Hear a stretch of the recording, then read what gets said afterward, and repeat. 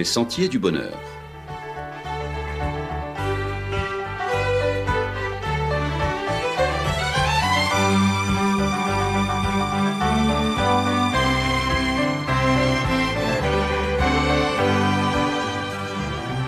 Une émission qui vous apporte un message d'espérance, de paix, de joie et de confiance. Chers amis auditeurs, bonjour. Connaissez-vous les vertus bienfaisantes et guérissantes de la reconnaissance ?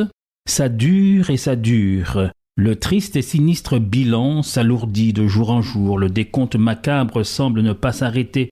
Nous pensons avec tristesse et sympathie à tous ceux qui souffrent ou qui sont endeuillés à travers ce monde. Pour ceux qui tiennent encore debout malgré la menace virale, malgré la pression psychologique de ce long confinement, nous voulons vous parler des bienfaits de la reconnaissance. Oui, il y a de la gêne, oui, il y a des contraintes, mais c'est parce qu'on veut gagner la bataille. Si vous faisiez partie de la bande des 7 nains, seriez-vous plutôt, selon votre tempérament, plutôt du genre grincheux, acariâtre, mélancolique, du genre à vous plaindre de tout ce qui ne tourne pas rond en ce moment, pas content et prêt à lâcher un coup de gueule parce que l'hôpital a reporté votre rendez-vous ou à cause de la rupture au magasin de votre article préféré ou parce que vous ne pouvez vous rendre avec votre bande de copains à la plage ou au cinéma. Vous mettez-vous en rogne contre tout contretemps ? Vous mettez-vous en rogne contre tout accroc à vos routinières habitudes ? Avez-vous du mal à vous y faire à ce que nous impose à tous la situation à laquelle nous devons tous faire face ? Avez-vous remarqué comment ce méchant virus nous a tous autant que nous sommes remis à notre place, à l'heure où, permettez-moi, il est plus honteux de tousser que de péter. Et oui, nous sommes tous à la même enseigne, c'est vraiment le cas de le dire. En ce moment, il n'y a pas monsieur le patron et le salarié. En ce moment, il n'y a pas mon général et le troufion. En ce moment, il n'y a pas les béquets et les nègres. En ce moment, il n'y a pas les riches avec leurs comptes en banque bien joufflus et le pauvre jobber tributaire du RSA aux abois. Nous sommes tous sur le même bateau, sur le même radeau, face aux mêmes risques, face à la même vague virale, et notre salut est bien dans l'entraide. La reconnaissance est un puissant stimulant de notre système immunitaire qui doit être préservé et rendu costaud. Le médecin chimiste Béchamp, contemporain de Pasteur, ne disait-il pas « La maladie n'est rien, le terrain est tout ».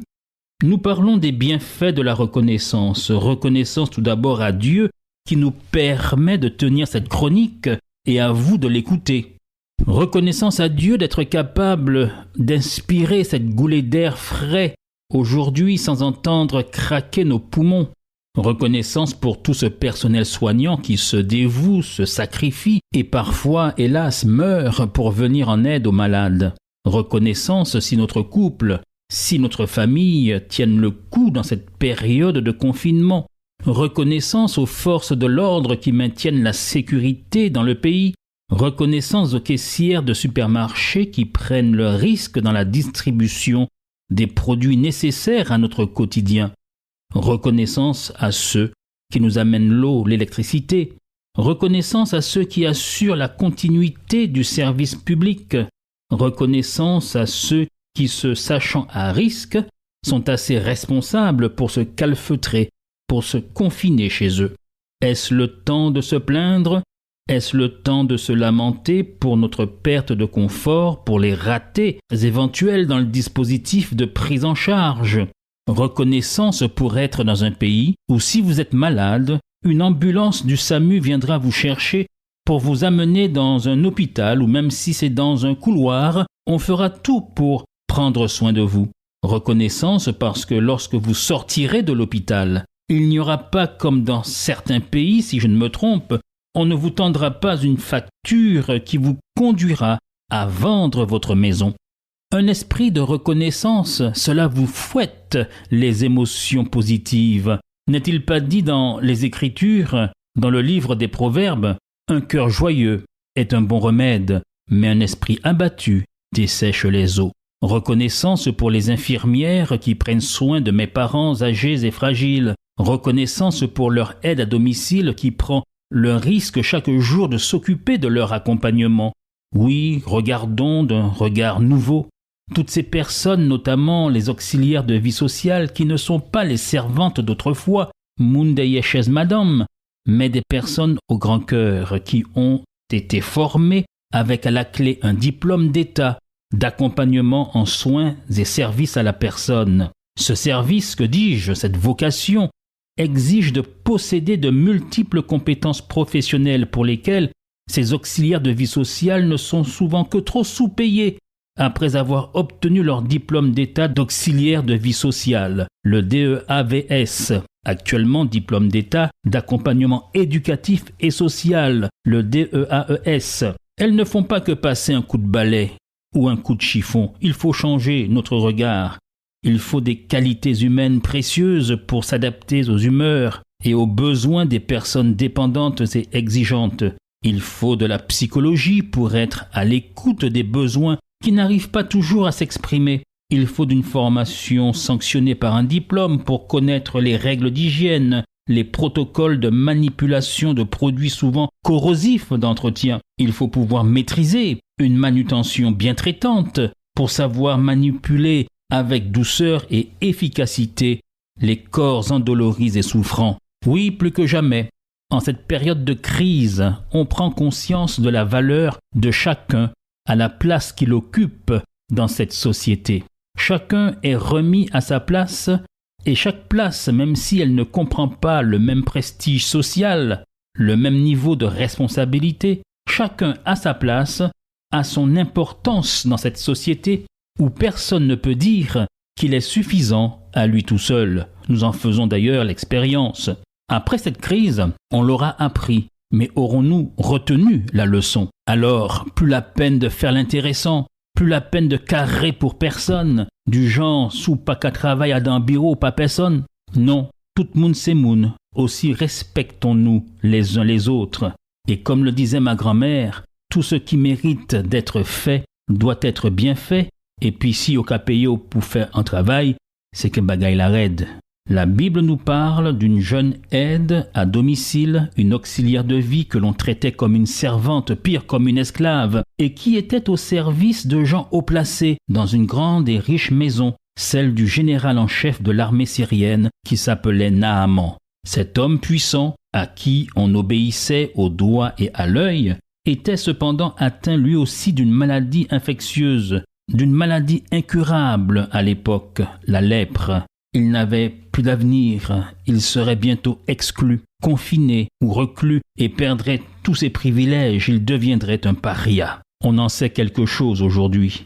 C'est vite fait, il suffit d'un tout petit méchant virus et l'affaire est pliée.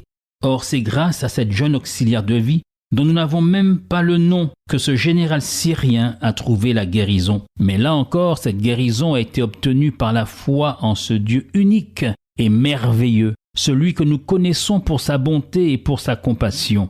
Guérison obtenue non par l'imploration des idoles, non en se confiant dans les gris-gris, dans les sortilèges et autres potions magiques, mais dans la confiance en ce Dieu qui se révèle comme un Dieu de compassion et de miséricorde, qui ne fait pas de différence entre les personnes ou les religions ou les positions sociales, mais qui répond à la foi de celui qui l'implore avec sincérité. Alors, chers amis, soyons reconnaissants d'être en vie et soyons reconnaissants les uns envers les autres. C'est par un orchestre de casseroles du haut de leur balcon, à l'attention des soignants impliqués dans cette bataille, que certains ont manifesté dans certaines villes leur reconnaissance.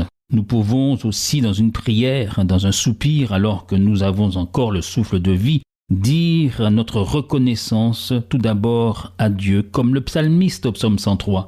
Mon âme bénit l'Éternel, que tout ce qui est en moi bénisse son saint nom. Mon âme bénit l'Éternel et n'oublie aucun de ses bienfaits.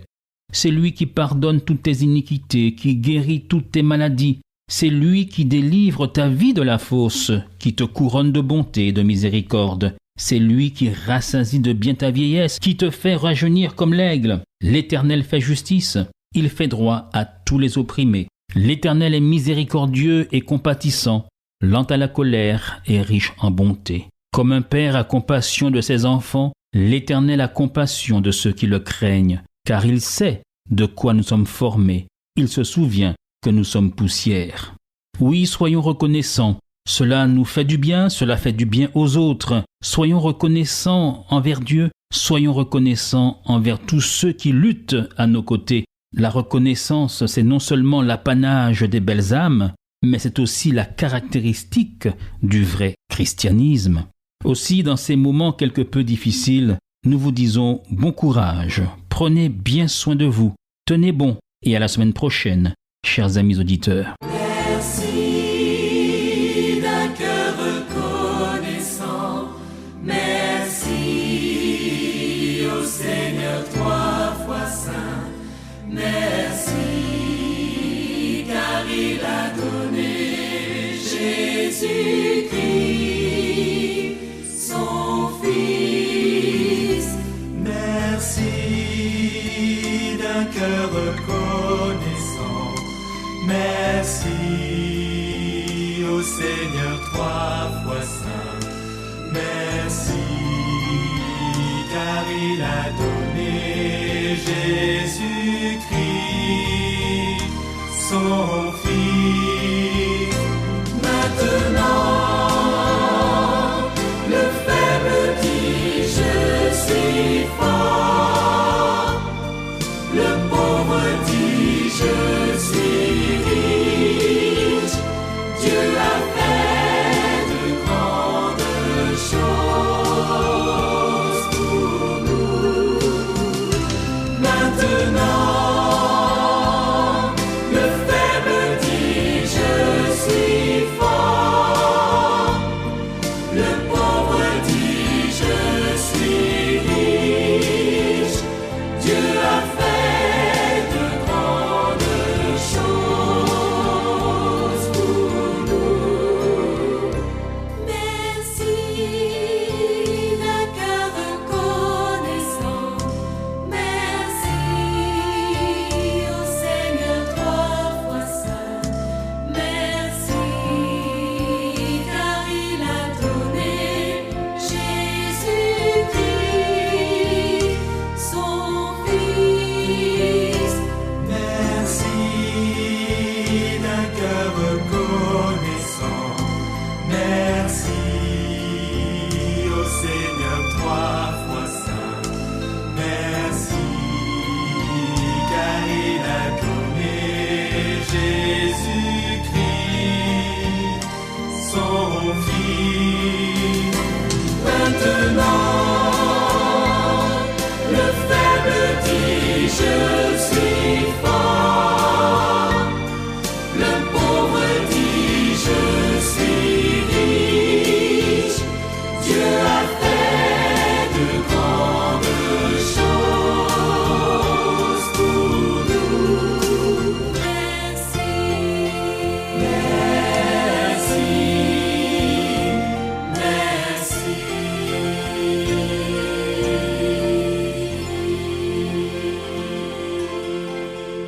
C'était votre émission hebdomadaire, Les Sentiers du Bonheur. Un programme présenté par l'Église adventiste du 7e jour.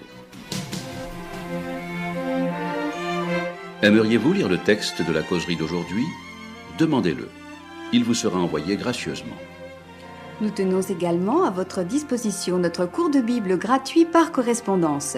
Nous le recommandons vivement à tous nos auditeurs. Écrivez-nous aujourd'hui même. Voici notre adresse.